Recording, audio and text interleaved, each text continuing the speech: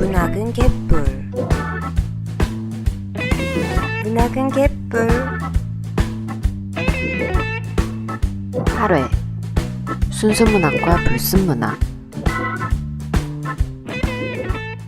안녕하세요. 문학은 개뿔. 저는 부기입니다. 안녕하세요, 영화입니다.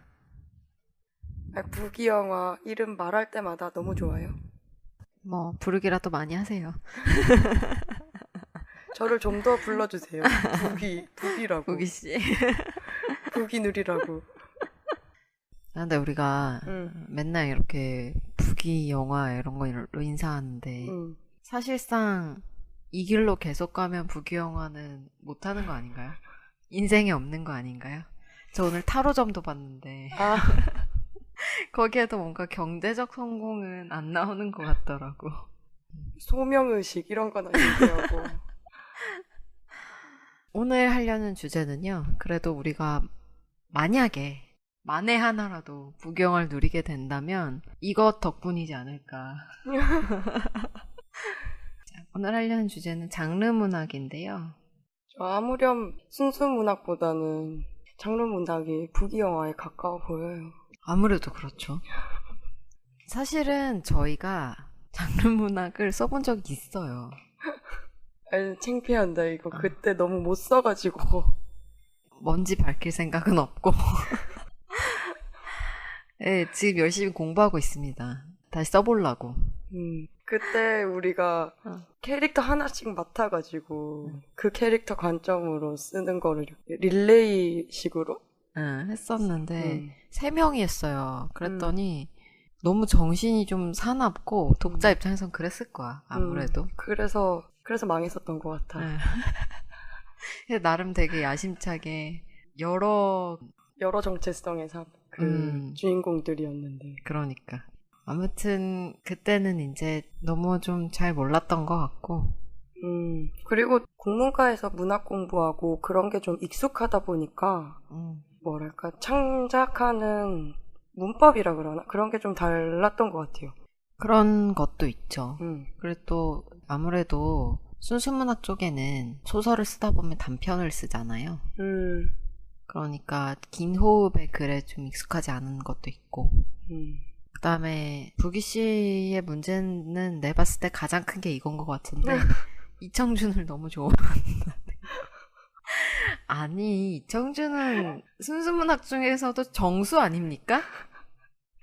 아니, 그러니까 영화 씨랑 제가 다녔던 학교가 그 국문과들 중에서도 유독 막 정통문학 이런 거 고집하던 데여가지고 클래식한. 사실 다른 학교 국문과 친구들 얘기 들어보면 최근에 나온 소설들도 많이 보고 그랬는데 아니 우리 학교는 무슨 1학년 때부터 졸업할 때까지 이청준밖에 안 읽는 느낌. 아니야, 좀 부기 씨가 그런 거예요. 아니 뭐 교수님이 읽힌다고 그 읽어라는 소설이나 읽지. 그래도 다른 작가 과제를 해가는 것보다 이청준 작가로 과제를 해가면 되게 좋아하셨단 말이에요. 좀 열심히 하는 학생이었던 것 같아요, 의외로. 부기씨 그때 몰랐는데.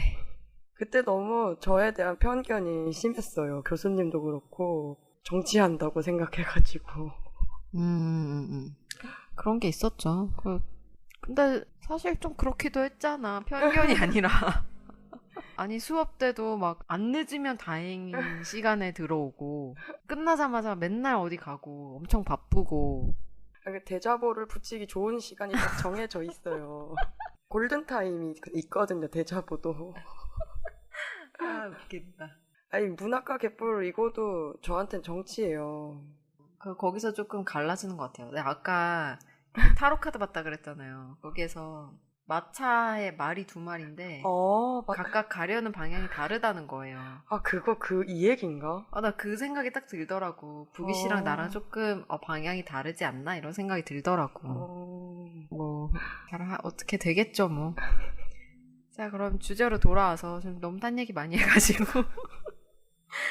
장르 문학과 순수 문학의 차이에 대해서 먼저 좀 얘기를 해보려고 해요. 이게 저희가 생각해 봤을 때는 이 차이를 말로 할 수 없을 때부터 이미 우리는 몸으로 알고 있었던 것 같아요. 감으로. 뭐가 장르문학이고 뭐가 순수문학인지 말은 못하겠지만 이 책은 장르문학이고 이 책은 순수문학이다라는 거, 그런 거를 약간 눈치로 체득하게 되는데, 그러니까 학교 선생님 앞에서 당당하게 볼 수 있는 책인지 아니면 이렇게 책상 밑에 좀 숨겨놓고 봐야 되는 책인지, 엄마 앞에서 당당하게 나 공부하는 것처럼 이렇게 꺼내서 볼 수 있는 책인지, 맞아. 아니면은 이렇게 엄마 없을 때 몰래 봐야 되는 책인지, 학교에서 보고 있으면 뺏기는지 아닌지, 칭찬받는지 아닌지. 특히 이제 우리 때는 귀연이 한창 나올 때여가지고. 맞아. 중학교 때 재밌었어요 진짜. 그때 막 다 돌려보고 그랬는데 저도 아니라 학원에서도 막 뺏어갔어요. 그 뺏긴 친구들 막 선생님 그거 제 책 아니라고 가서 울고 돌려보는 중인데. 근데 생각해보면 특히 학원 선생님들 같은 분들은 지금 우리 나이거든. 그치, 맞아. 그분들도 뺏어가서 본인이 보시지 않으셨을까. 충분히 가능성이 있어요. 뺏어가면서는 나쁜 거 뺏어가시는 것처럼 해놓고. 맞아. 가서 막 가는 길 엄청 재밌어 하면서 보고. 얼핏 들쳤는데 되게 재밌었을 수도 있지. 그러니까 이 구분이 사실은 그 순수문학계가 만든 구분일 텐데도 굉장히 영향력이 센 거지. 사회에까지 영향을 미친 거죠. 사람들 인식도 그렇고. 그러니까. 제가 요즘 웹툰을 하나 보고 있는데 여중생 A라는 웹툰을 너무 많은 친구들이 추천을 해가지고 그걸 보다가 이 방송 내용에 들어가면 좋을 것 같은 내용이 있어가지고. 무슨 내용인데요? 그 주인공이 이제 글을 쓰는 친구예요. 웹툰 자체가 글 쓰는 내용은 아닌데 여튼 글 쓰는 캐릭터가 2명이 나오는데 그 둘이서 무슨 얘기를 하냐면 이제 그 중에 한 친구가 장르문학 올리는 웹사이트로 추정되는 곳에 제목이 뭐였더라? 뭐 학생회장 꼬시는 방법 뭐 이런 제목의 소설들이 이제 올라가는 거기에 이제 글을 쓰고, 그 다른 한 친구는 너가 그런 걸 쓰냐, 뭐 너 그런 거 좋아하니? 뭐 이런 대화를 해요. 그 대화 중에 뭐 이런 말이 있어요. 너 그런 거 좋아하니? 이렇게 물으니까 내가 좋아하고 말고가 무슨 상관이야. 난 사람들이 좋아할 만한 걸 쓸 뿐이야. 이러니까 그게 문제라는 거야 이래요. 나는 네 예전 글에서 너의 영혼을 봤다고. 네가 아니면 못 쓸 것 같은 그런 느낌을 느꼈다. 근데 뭐 이 소설들 도대체 뭐냐. 이건 네가 아니라도 누구라도 쓸 수 있고 작가의 영혼이 느껴지지 않는 양산형 소설이다. 도대체 무슨 가치가 있느냔 말이야. 뭐 이렇게 하니까 그 친구가 아니 그냥 사람들이 내 글이 좋다고 하고 매일 내가 오기를 기다린다고 하고 그런데도 내 소설이 가치가 없냐. 그런 말 하거든요. 이거를 보고도 장르문학과 순수문학 이런 차이가 확실히 구분이 되죠. 이 웹툰은 뭐 문학에 대한 얘기가 아니지만 여튼 저런 인식이 정말 전반적으로 크게 있구나. 그쵸. 자, 그 다음에 이제 대학교에 가게 되면서 저희는 국문과니까 이제 본격적으로 구별 짓는 그런 걸 학습하게 되죠. 우리가 배웠던 진정한 문학이란 무엇인가. 저희가 이제 배우기로는 필기를 해놓기는 했는데 뭐 일단 읽어볼게요. 좀 오글거리는데 일단 주인공 화자라고도 하고요. 소설 이끌어가는 사람은 예외적인 개인이어야 하고 좀 깨어 있어야 되고요. 그 깨어 있으라는 거는 좀 사회의 그런 부조리함에 대해서 내가 잘 모르면 안 되고 그것에 대해서 좀 인식하고 아니면은 소설 중반에 처음에는 모르더라도 점차 인식하게 된다거나 그렇게 해서 정말 참된 가치, 이 시대의 참된 가치를 찾아 나서는 인물이어야 돼요. 그래서 그 사람이 그런 세계와 맞서 싸우면서 그런 걸 추구하다가 끝에는 좌절하게 되는 이런 게 진정한 소설이라고 배웠죠, 저희가. 그러니까 그 인물이 자기 욕망과 뭐 세계 질서와 싸우는데 그 인물의 욕망은 저질 욕망이면 또 안 되잖아요. 그쵸. 뭐 돈 이런 거 안 되고 되게 좀 고급적인 욕망이어야 돼. 되게 성찰할 수 있고 고민에서 나오는 그런 욕망? 그치. 이게 삶이냐 이런 거.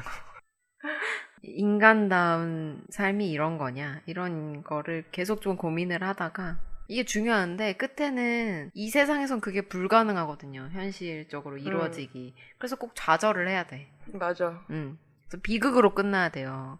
그래서 여기서 우리가 배운 그 현대문학의 비밀이 이렇게 해피엔딩이 없어. 전부 다 되게 나락이야. 처음에도 힘들었는데 더 힘든 상태에서 끝난단 말이에요. 하여튼 저희는 수업 시간에 배웠는데 이런 게 소설이다, 이런 게 문학이다라고 하는 그런 이론서들이 또 있어요. 그런 걸 좀 중심으로 저희는 배워가지고 아닌데도 아마 있을 텐데. 그치, 아닌데도 있겠지. 그리고 이제 위키백과에서는 순수문학이 무엇이냐 이렇게 말하고 있어요. 일반적인 뜻으로 통속문학, 대중문학에 대해서 불순한 동기를 갖지 않고 보다 순수한 예술적 감흥을 추구하는 문학. 불순한 동기 뭐죠? 이게 아까 그건가? 저질 욕망?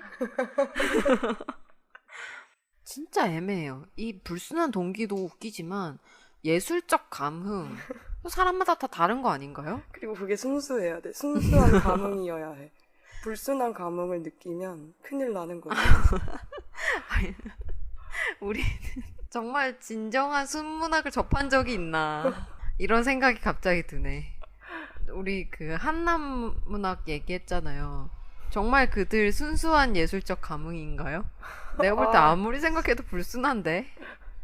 순식간에 이제 통속문학, 대중문학은 불순한 동기를 가진 문학이 돼버리네요. 그러면 순수문학과 같이 병치돼야 되는 건 장르문학이 아니라 불순문학 아닌가요? 그치. 그렇게 말은 못하겠으니까 그런 거지 뭐. 결국에 순수문학계 사람들은 불순문학이라고 생각하지 않나요? 그런 것 같아요. 교수님들이 했던 말 생각하면 입이 간지러워서 했을 법도 한데 왜 안 했을까 싶네요. 그렇게 생각하고 있을 거예요. 순수문학을 뭐 검색을 하면 비슷한 말로 본격문학 뭐 이런 거 나와요. 본격, 안 본격 이거 너무 구린데. 본격의 반대가 뭐지? 내가 방금 그냥 안 본격이라고 했어. 알았어요. 알겠습니다. 안 본격. 그다음에 순문학도 나오네요. 불순문학이죠. 반대는. 이런 단어 자체가 이미 이상하니까. 욕망이면 욕망이지. 진짜 이상한 것 같아. 뭐 한남문학 생각하면 그냥 욕망이랑 얘기하기도 싫고. 그렇게 생각하니까 갑자기 확 짜증이 나네. 무슨 낯짝으로 욕망을 그런 식으로 나누는지 잘 모르겠네요. 그 사람들이. 그러게요. 근데 사실 독자들은 순수문학이든 장르문학이든 뭐 그런 식으로 구분해서 보는 것도 아니고 그냥 독자는 자기가 읽고 싶은 책 읽는 건데. 맞아. 근데 이런 되게 구질구질한 논의가 있는 이유는 문단에서 그렇게 보기 때문이라고 생각하거든요. 그쵸. 굳이 뭐 순수문학, 장르문학 그런 걸 하는 사람들이 따로 있다고 따지자면 장르문학을 쓰시는 분들은 뭐 문단이나 순수문학이나 이런 거 신경 잘 안 쓰시는 것 같던데 그냥 본인의 작품 활동에 충실하다고요. 그쵸. 근데 저희가 그냥 그런 문단에서 이렇게 부르는 말들을 뭐 어디서 만들어서 가져온 게 아니라 실제로 문인들과 그 문단의 원로들이 실제로 이렇게 말을 해요. 고급 문학. 우리 이 기사 찾고 너무 깜놀했잖아요. 이분 얼마 전에도 비슷한 말씀 하셨어요. 되게 한결같이 이 하루키를 증오하시면서 그런 걸로 조금 이렇게 이름을 자꾸 보이시는 분인데 원로평론가 유종호 선생님께서 무라카미 하루키를 굉장히 싫어하신대요. 그러면서 뭐라고 하셨냐면 이게 지금 2006년도 글이에요.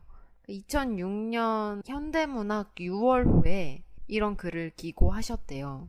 뭐라고 말씀하셨냐면 노르웨이의 숲은 고급 문학의 죽음을 재촉하는 허들의 대중문학이라고 표현을 하셨어요.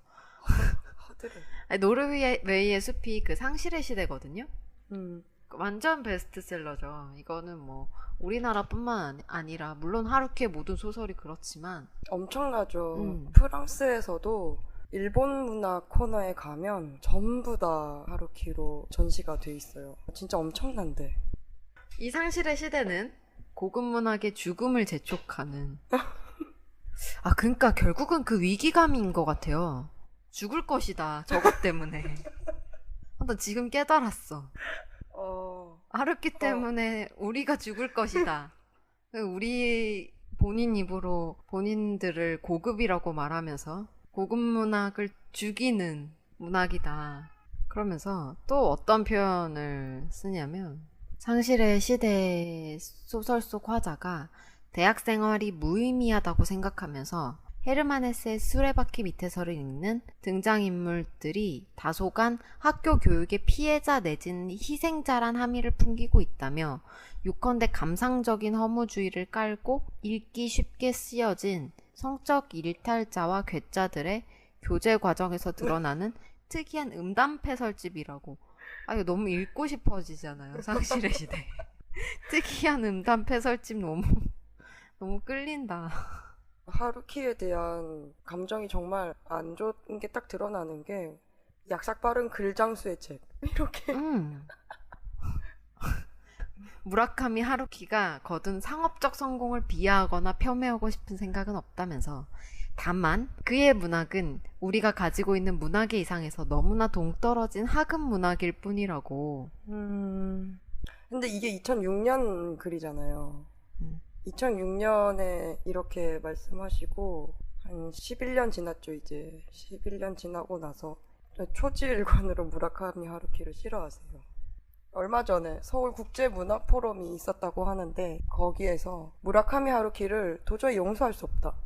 골빈 대학생들이 하루키를 너무 좋아한다.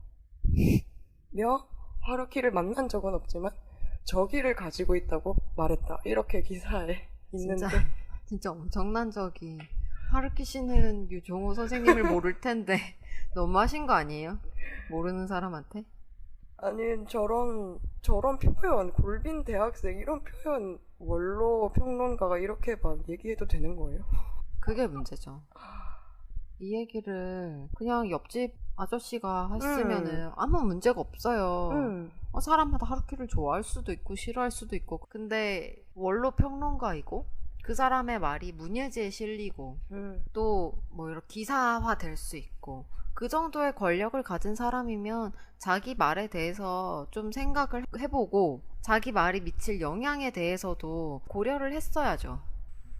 그러니까 이게 그 순수문학과 장르문학이 차이가 없다 이 말을 하는 게 아니라 차이야 뭐 있을 수밖에 없죠. 그야말로 장르가 다른 분야라서 그럴 수 있는데, 문제는 좀 그 사이에 위계가 있다는 거. 그리고 그죠. 그걸 너무 공고히 하려고. 허드렛 문학이라고 하는데 뭐.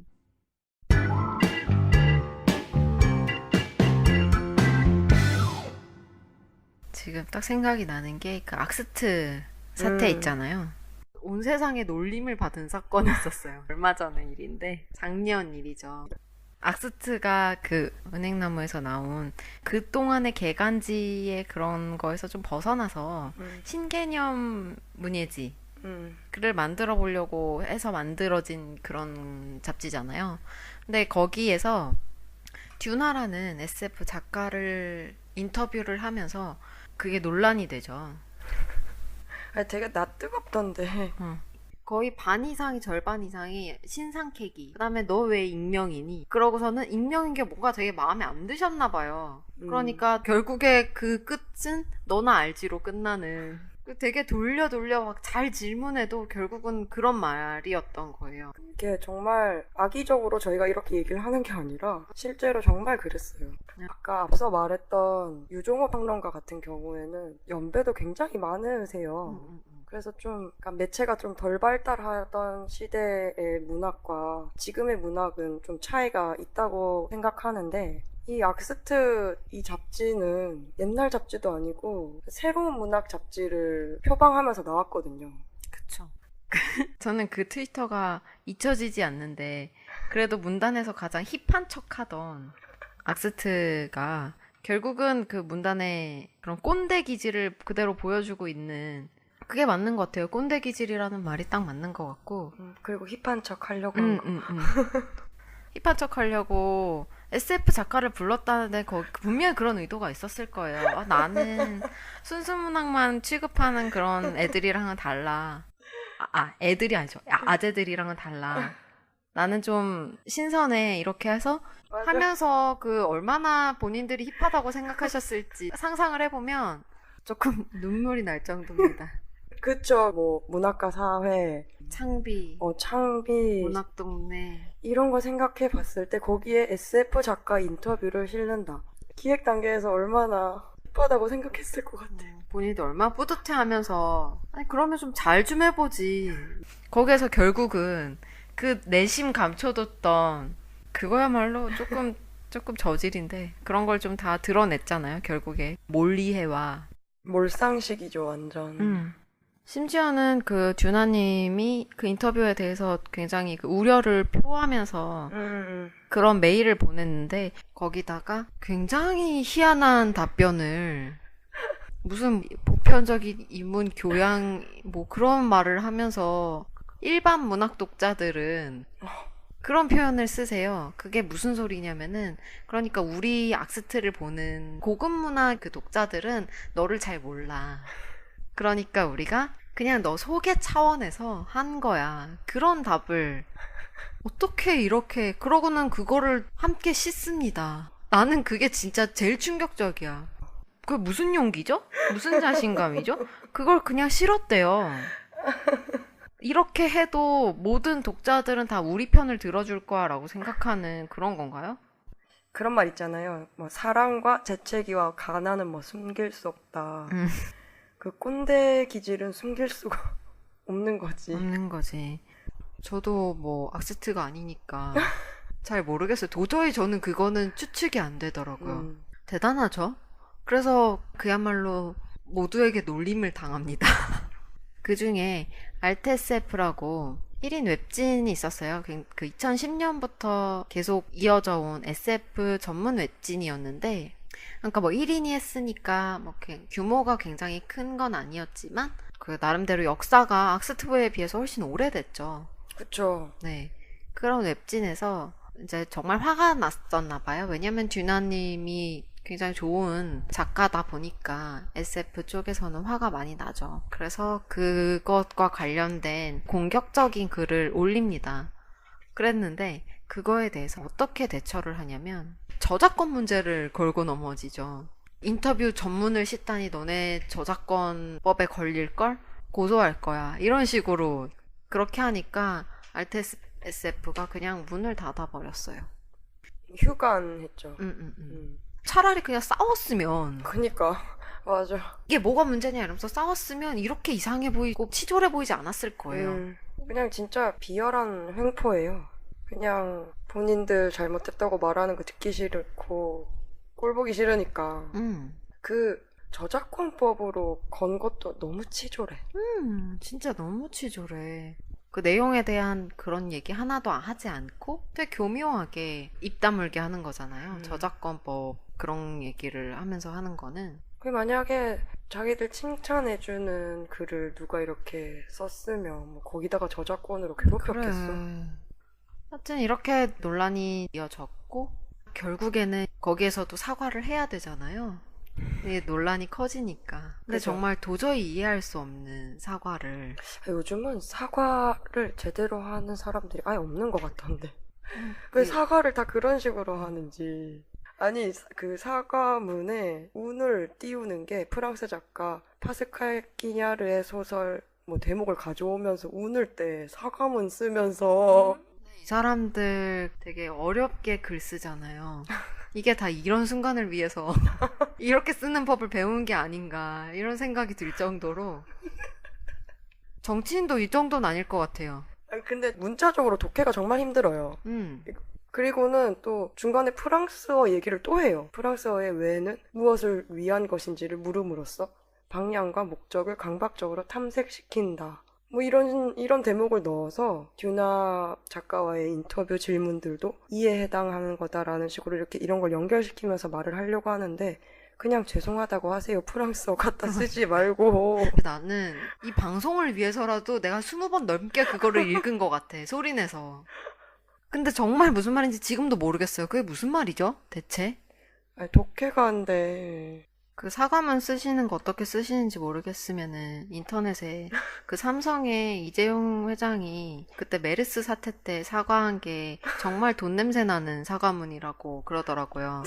그거 좀 보고 배우셨으면 좋겠네요. 굉장히 이렇게 기승전결이 명확하고 어떤 점을 잘못했다고 생각하며 앞으로 어떻게 할 것인지 이런 것들이 딱 들어가 있는, 그냥 그거 보고 쓰세요. 괜히 이상한 말 하면서 더 놀림 받지 말고. 글 쓴다는 사람이 그러면서 어떻게 문예지를 만든다고. 근데 그러면서 본인들은 끝까지 절대 장르문학 폄하는 아니었으며 이것을 순문학과 장르문학의 대결로 몰고 가는 세력이 있는 게 아닌가 이렇게 의심한다는 식으로 얘기를 하더라고요. 되게 약간 기시감 드는 단어 아니에요? 배우 세력? 우리의 원래 좋은 의도를 폄하하려고 그러니까 순문학과 장르문학의 논의로 몰아가고 있다. 그러니까 누군가가. 더 황당한 건 어떤 이야기를 봤냐면 그 이름을 밝히지 않은 어떤 중견 소설가가 한 말이에요. 누군지 너무 궁금하다. 저도 너무너무 궁금해요. 너무너무 궁금한데요. 그런 말을 하죠. 이거는 다 한국에 베르나르 베르베르나 히가시노 게이고 같은 대중소설 작가가 없어서 그 대중소설이 그 완충작용을 해줘야 된대요. 순수문학과 장르문학의 완충작용을 해줘야 되는데 그 대중소설이 전혀 발달해 있지 않기 때문에 이런 일이 발생했다는 거. 장르문학계와 순수문학계가 정면으로 부딪히는. 아니 그러면 정면으로 부딪히면 원래는 안 되는 거예요? 아 이렇게 스치기만 해도 안 되는? 감히 스칠 수도 없는 존재인데 어디 장르문학이 그런 건가요?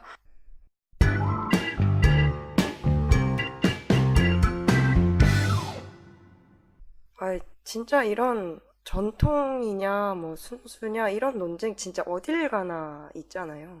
그쵸. 그러니까 사실은 그 장르문학 속에서도 있어요. 우리가 읽었던 장르문학들 있잖아요. 맞아요. 저는 중고등학교 때 막 무협지, 판타지 이런 거에 완전 푹 빠져가지고 엄청 많이 봤는데 그 무협지 이런 거에도 정통무협 이런 거 따로 있거든요. 정통 SF. 무협 판타지. 그러니까 무협지인데 판타지를 또 섞으면 또 새롭게 되고. 거기에서 그런 논쟁이 있어요? 네, 논쟁을 하는 사람들이 있어요. 문단이랑 좀 비슷한 것 같은 게 이것도 논쟁을 하는 사람만 하잖아요. 그쵸. 아, 그러네. 하는 사람들은 굉장히 치열하게 합니다. 여기까지가 정통이네. 근데 어쨌든 그런 생각은 가질 수 있다고 생각해요. 내가 생각하는 정통은 이거다. 내가 생각하는 픽션은 이거다. 그러니까 내가 종사하는 분야에 대해서 자부심을 갖는다는 건 되게 좋은 일이잖아요. 그 다음에 내가 무슨 일을 하더라도 사실은 그냥 내가 좋아하는 것만으로는 조금 부족한 게 있어요. 그러니까 이 일이 얼마나 의미 있는 일인지 사람들은 좀 확인하고 싶어 하잖아요. 그죠. 의미를 찾아야. 그런 면에서 그런 자부심을 갖고 그런다는 건 되게 좋은 일이죠. 그 순수문학의 가치가 무엇인지 이런 거에 대해서 고민할 수 있고, 또 말했다시피 뭐 정통 무협이나 정통 SF는 어떤 의미를 가지는지, 어떤 것이 특별한 그런 부분인지 그런 거를 고민하는 건 자체는 저는 좋은 일이라고 생각해요. 그렇죠. 그런 의미 있는 논쟁을 하라고. 근데 문제가 되는 건 위계를 발생시킨다는 게 문제죠.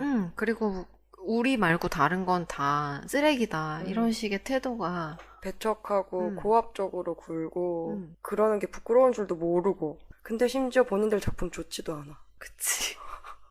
잘 쓰거나 얘기하지. 순수문학이냐 장르문학이냐 이것만 가지고는 작품의 성과를 판단할 수는 없잖아요. 사실상. 왜냐면 한남문학 같은 거는 순수문학인데 명확히 우리가 볼 때 작품의 질 너무 낮지 않나요? 그거야말로 정말 허들의 쓰레기 문학 아닌가요? 진짜. 반면에 장르문학이어도 감수성 되게 좋은 그런 문학들이 있거든요. 영화씨 되게 이것저것 알고 있잖아요. 되게 좋은 장르문학. 저도 이 얘기 맨날 하는데 나를 찾아줘라고 그 영화화된 소설이 있어요. 근데 이게 정말 명작인데 영화씨가 되게 여러 번 얘기했는데 이젠 진짜 봐야지. 아니 이게 조금 되게 두껍거든요. 금방 읽어요. 두꺼운 거 치고는. 근데 앞부분에 남자 쪽이 좀 되게 답답해요. 거기를 좀 견뎌야 돼요. 아, 견디는 시점 말해주면 도움돼요. 약간 고진감래니까 거기 좀 앞부분을 좀 참으면서 읽다 보면은 뒤에서 정말 재밌어요. 그리고 저는 이건 젠더 감수성 너무 좋아가지고 저의 기준은 굉장히 명확하니까 젠더 감수성이 얼마나 좋냐, 얼마나 불편하지 않고 소설을 끝까지 읽을 수 있는가. 맞아. 그런 게 저한테는 되게 중요한 기준이고, 근데 또 다른 사람한테는 또 다른 걸 수 있죠. 뭐 어떤 인물이 나오느냐 뭐 이런 것도 있을 수 있고. 그래, 이런 기준 같은 건 그냥 원래 독자의 것이라고. 각자 다 자기만의 뭐 문장 좋은 거 좋아할 수도 있고 서사가 탄탄하고 아니면 뭐 상상의 세계가 큰 그런 거 좋아하는 사람들이 있어요. 세계관 넓은 거. 엄청 일반 사람들은 생각해내지 못하는 거. 그런 거 생각할수록 더 훌륭하다고 보는 사람들도 있고. 그러니까 그냥 순수 문학이나 본인들이 고급이라고 생각하는 문학 하시는 분들의 생각과는 달리 사람들이 좋아하는 소설, 사람들이 읽는 소설은 그렇게 그분들의 기준으로 나뉘지 않잖아요. 그렇죠. 실제로 소설 베스트셀러를 알아봤더니 현재 역시 1위는 베르나르 베르베르. 베르나르 베르베르 진짜 대단하지 않아요? 아, 여기 프랑스인데 어떻게 한번 모셔볼까요? 기회가 닿는다면 정말 한번 모시고 싶다. 당신의 소설은 한국에서 대중문학이라고 부른다고. 그리고 당신의 문학이 한국에서 완충 역할을 해야 된다고. 장르문학과. 감히 순수문학과 장르문학이 맞부딪히지 않도록. 아이고 머리야.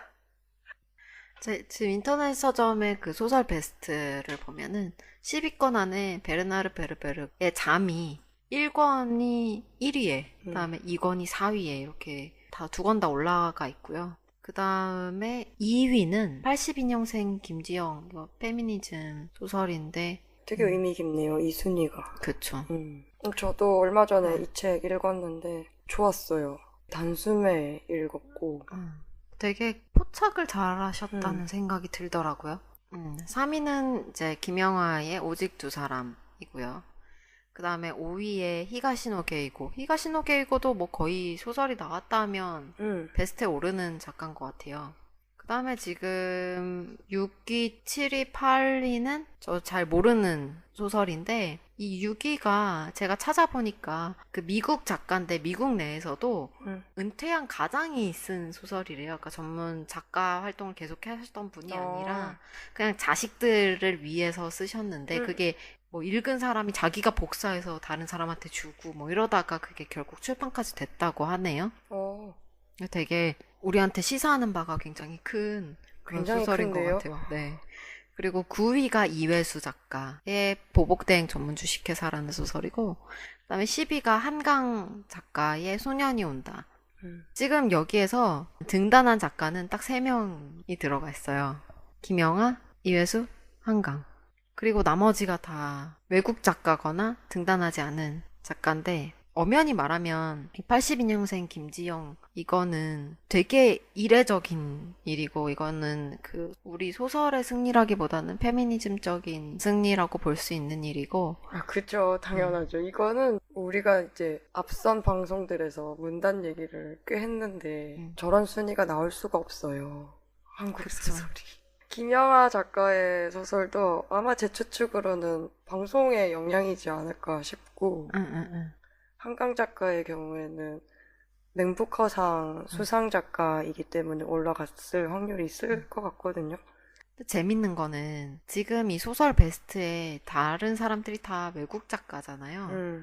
그 사람들의 소설은 순수문학에 사실은 들어갈 수가 없는 SF적이고 아까 그 이름 모를 그분은 대중소설이라고 하셨잖아요. 히가시노 게이고도 같이 하루키가 없네요. 아쉽게도. 하루키 씨가 빨리 책을 내주셔야 되는데. 그러니까 외국 소설들은 좀 다 섞여 있고 장르별로 섞여 있고 딱히 막 명확한 구분이 없는데 한국 작가의 경우에는 굉장히 명확하고 그 기준은 오직 등단을 했냐 안 했냐를 기준으로 하는 경우가 거의 대부분이니까. 했으면 순수문학이고 뭘 쓰든 맞아. 어떤 걸 쓰든 순수문학이고 등단을 안 했으면 아예 뭐 순수문학 쪽 소설을 출간할 수 있을 리가 없죠. 그쵸. 뭐 쳐주지를 않으니까. 그쵸. 그리고 실제로 그 사람들이 그런 식으로 쓰고 싶다고 하면은 문단에서는 그럴 거면은 등단을 해라라고 등단을 권유한다고 해요. 그러니까 결국 자기네들이 인정하고 있는 거지. 우리는 등단한 사람들의 집단이야. 그 신춘문예 수상작 중에 장르 문학으로 볼 수 있는 작품이 뽑히기도 했었잖아요. 그러면서 되게 그 심사평에서도 파괴적이고 신선하고 막 그런 얘기를 한단 말이에요. 사실상 근데 SF 그쪽으로 보면은 뭐 그렇게 신선하지도 않고 그렇게 대단하지도 않고 그런 것을 그리고 SF 내용으로 등단을 해도 등단을 일단 하고 나면 장르적 문학 작가라고 부르지를 않잖아요. 메이저 출판사에서 이제 출간을 할 수 있게 되고. 그렇죠. 그게 약간 좀 이걸 말하면 말할수록 그 신라시대 좀 골품제 같아요. 등단을 딱 하면 이제 선골이 되는 거지. 그러니까 문단의 입장에서. 선골은 아니야. 선골은 또 길이 있죠. 또 그런 대학과 뭐 이런 게 좀 있거든요. 남자여야 되고. 에라이 때려쳐. 때려쳐. 진골 정도는 되는 것 같아요. 그 등단을 한 순수문학 작가라고 불리는 작가들이 실명은 아니고 필명으로 장르문학을 쓰는 경우가 생각보다 꽤 있다고 들었거든요. 그럴 수 있죠. 뭐 필명이니까 누가 누군지 어떻게 했는지는 잘 모르지만 필명으로 도전을 하기도 한다 이런 얘기가 있는데 그럴 수 있을 것 같아요. 순수문학 작가도 돈 벌어야죠. 이거 돈도 그렇고 좀 또 다른 이유도 좀 있을 것 같아요. 문단 내에서 다루는 작품이 워낙 한정적이고 쓸 수 있는 작품이 그래 그럴 수도 있겠다. 그러니까 문단에서 그러니까 문단의 생리 형상에 맞는 그 생태계에 맞는 작품을 쓰고 발표하고 이런 것들이 좀 고정적이니까 그래 그 사람인들이라고 뭐 로맨스 이런 거 쓰기 싫겠어요? SF 이런 거 원래 관심 많고 이랬으면 쓰고 싶을 것 같아요. 독자층도 다르고 시장도 다르고 그러다 보니까 뭐 경제적인 이유 외에서도 굉장히 많은 이유가 있을 수 있죠. 근데 제가 좀 왜 그럴까 싶었던 부분은 이제 필명을 쓰는 부분이었거든요. 그러니까 필명을 쓰는 건 일단 본인의 실명을 가린다는 의미인데 그게 어떤 이유에서든 뭐 이런 작가분들에게 직접 여쭤보지 않아서 모르는 거지만 제 예상에는 어떤 경우에는 실명이 밝혀졌을 때 문단에서의 평가나 청탁이나 이런 부분에 좀 영향이 생기는 걸 의식할 수도 있다고 생각해요. 그럴 수 있죠. 하루키 읽으면 골비였다고 하는데서. 그러니까 뭐 전락했다 뭘로 뭐 그런 식으로 말할 거 아니에요. 뭐 돈에 환장했다는 식으로. 불순문학. 그렇게 말할 거 아니야. 작가의 그런 창작 욕구에 대해서 또는 뭐 생계를 위해서라고 해도 그것조차도 또 받아들여 줘야죠. 그럼 뭐 작가가 글 써서 돈 벌겠다는데. 하여튼 너무 이 엄숙주의 정말 지긋지긋하네요. 그러니까 문단과 그 문학계에서 작가만 이렇게 평가하는 게 아니라 독자도 좀 평가한다는 생각이 드는 게 맞아. 그러니까 독자도 좀 뭐 고급 독자. 저 이 말 실제로 강의 시간에 들었거든요. 고급 독자? 굉장히 많이 쓰죠. 그러니까 그 고급 독자라는 말을 쓰는 맥락이 뭐냐면 그러니까 국문과를 졸업했으면 일반 독자보다는 좀 더 알고 감상할 줄 아는 고급 독자가 되어야 되지 않겠냐 이런 맥락이었어요. 그러니까 좀 독자도 재단을 해가지고 뭐 예를 들어서 정말 오락적인 의미로 재미를 위해서 소설을 읽는 독자는 하대를 한다는 거죠. 하급으로 친다는 거지.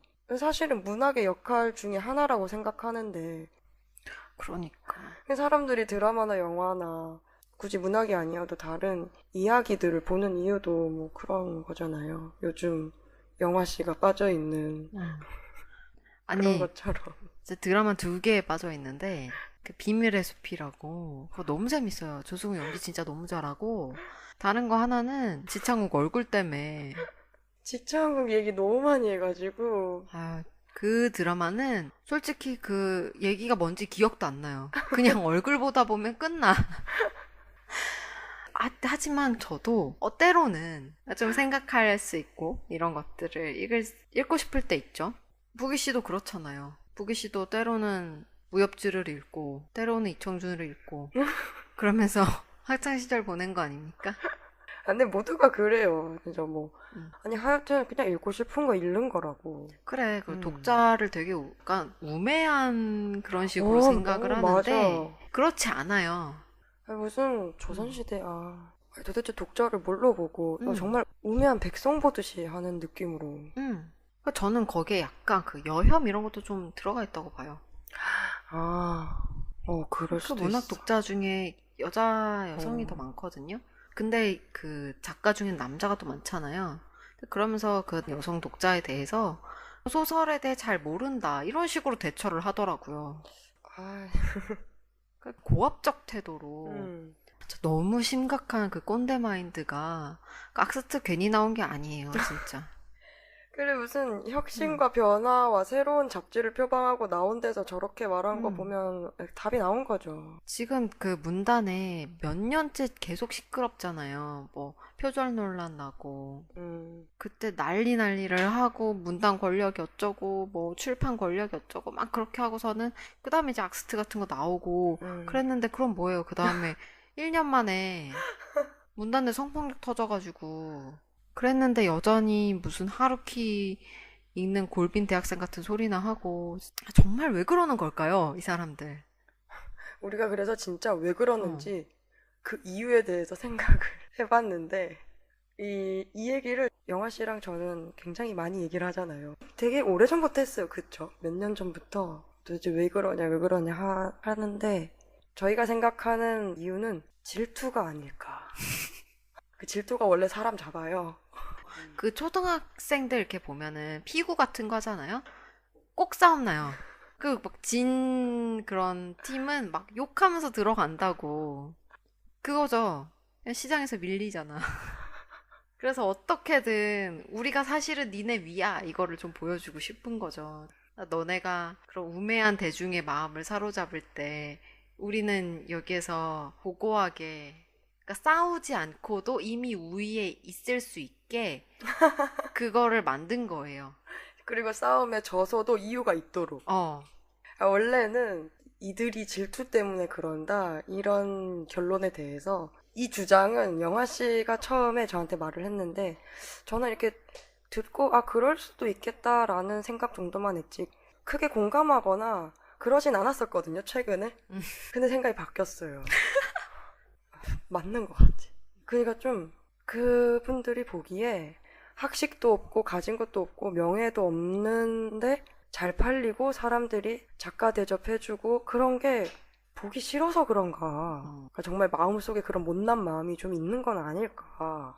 그러니까 본인은 문단에서 굉장히 잘 나가고 어르신이고 너무 멋진데 그런 나를 사람들이 알아보고 선생님 대접을 해주는 게 아니라 잘 팔리는 저 작가한테 훨씬 더 스포트라이트가 가고 이런 허들의 작가한테 결국 이런 말인가? 나는 너네랑 달라. 너네는 겨우 대중들 마음을 사서 돈을 추구하지만 인기와 나는 그런 것보다는 훨씬 고고한 걸 추구하고 있어. 뭐 이런 거를 갖고 싶은 건가? 처음에는 그런 자존심이라도 지키려는 데서 나왔을 것이고 그러다가 이제 점점 그걸로 위계를 만들어 나간 것 같아요. 왜냐면은 그냥 그 상태로 시장에 맡겨지면 자신이 없는 거지. 확실히 순수문학은 워낙 독자도 없고 시장도 작잖아요. 그쵸. 그 시장 체제에서는 밀릴 수밖에 없어요. 그 문학만의 일이 아니라 모든 분야에서 사실 사람들이 더 좋아하는 건 좀 웃기고 재밌고 왜냐면은 이거는 그 여가 시간에 하는 일이란 말이에요.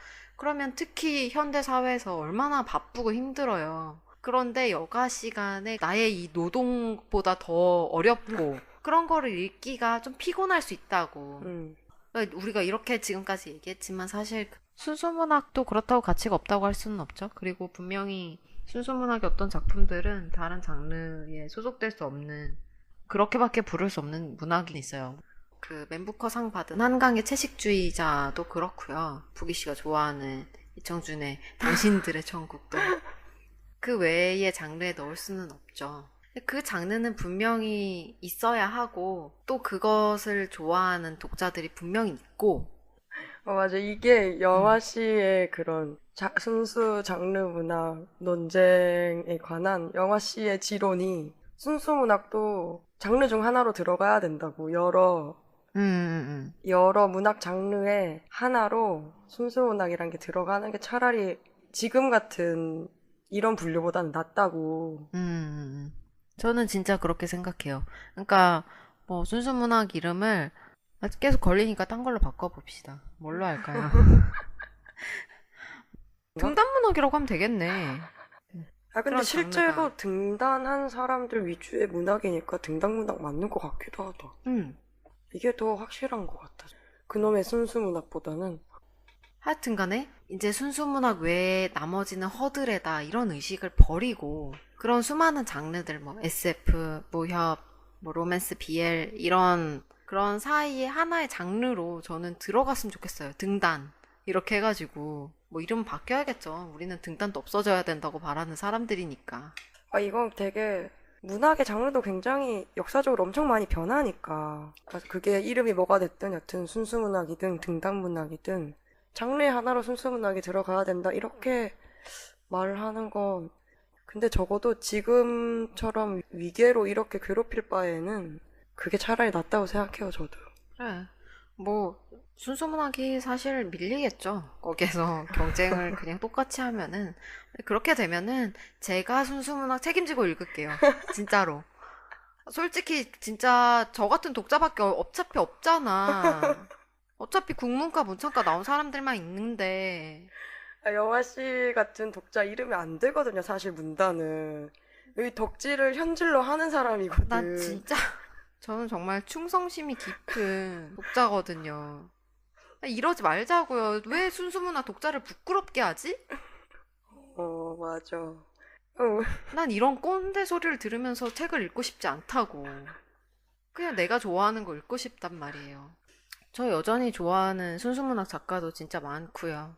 그죠. 우리가 좀 불합리한 것들에 분노가 많아서 그렇지, 뭐 말하자면 순수문학이라고 불리는 작품 중에 좋아하는 작가들이 많고. 그냥 문학 좋아하는 거야. 왜 이렇게 나눠놔가지고. 그냥 책으로 이야기를 읽는 게 재밌는 거야. 생각하고, 책 읽고 생각하고. 웃고 울고. 그래. 그냥 그러는 건데. 다 그런 거지 뭐. 근데 나만이 진정한 문학을 하고 나만이 고급이고 절대 내려올 생각이 없는 거죠. 자기 입으로 자기가 고급이라고 하는 거는. 그런 스스로를 고급이라고 칭하는 그런 자의식이 궁금해. 내가 고급이다. 나를 읽는 사람들은 고급 독자다. 진짜 요즘 들어서 제 생각은 젠더 감수성 없는 한남 문학보다는 웬만한 건 다 좋아 보여요. 웬만한 건 다 괜찮아. 맞아. 정말. 어쨌든 그렇다고 뭐 모든 장르 문학 다 옳다 이렇게 말한 것도 아닌 게, 장르 문학 중에도 사실 왜냐면 정서 가진 거 많죠. 그런 한남 문학류를 빼고서는 그렇게까지 고고한 척을 안 해. 그건 그래. 그것 때문에 괘씸죄가 더 적용이 되는 거죠. 그건 확실하죠. 막 민주주의를 지킬 것처럼 하는 작가 있지, 한남 작가들 있지, 뭐 진보 씹치 작가 있지. 그러니까 그 속은 또 다 여성 대상화하는 그래. 그런 작가들이 지식인인 척하고 있는 거에 비하면 다른 거 괜찮다는 거지. 그래, 그러네요. 듣고 보니 그냥 다 귀엽게 봐줄 수 있을 것 같아요. 귀엽게. 이제 정말 앞으로 조금씩 더 독자들은 한남 문학 안 읽고 싶어 할 거예요. 정신을 조금 똑바로 차리고, 물론 그분들이 그렇게 망해가도 우리랑은 상관은 없어요. 우리는 부귀영화 누릴 거니까. 우린 장르 문학 가서 부귀영화 누릴 거잖아. 자, 오해하지 마시고요. 장르문학 만세, 순수문학 뭐 다 망해라 뭐 이런 이야기는 아니고요. 그 위계에 대해서 좀 얘기를 하고 싶었던 거고, 권위를 제발 내려놨으면 좋겠어요. 모든 문제가 다 거기서 나와. 근데 내려놓을까? 안 내려놓겠죠. 그럼 망할 텐데. 별로 기대 없이 하는 말이에요. 그냥 우리가 할 수 있는 말을 하는 거지 뭐. 아, 마무리를 위한 마무리? 그렇죠. 자, 허들의 문학 그만 쓰시고 끝낼까요? 제가 이거 마무리할 때 자꾸 마무리 멘트를 빨리 못 시작하고 이러니까 영아씨가 저한테 뭐라고 했었냐면, 아니 할 말 다 했으면 끝내야지, 뭐 애인도 아니고 뭘 끌고 있어. 애인이랑 전화 통화. 끝냅시다. 문다는 방에도 여러분은 부귀영화 누리시길 바라며, 지금까지 문학은 개풀이었습니다.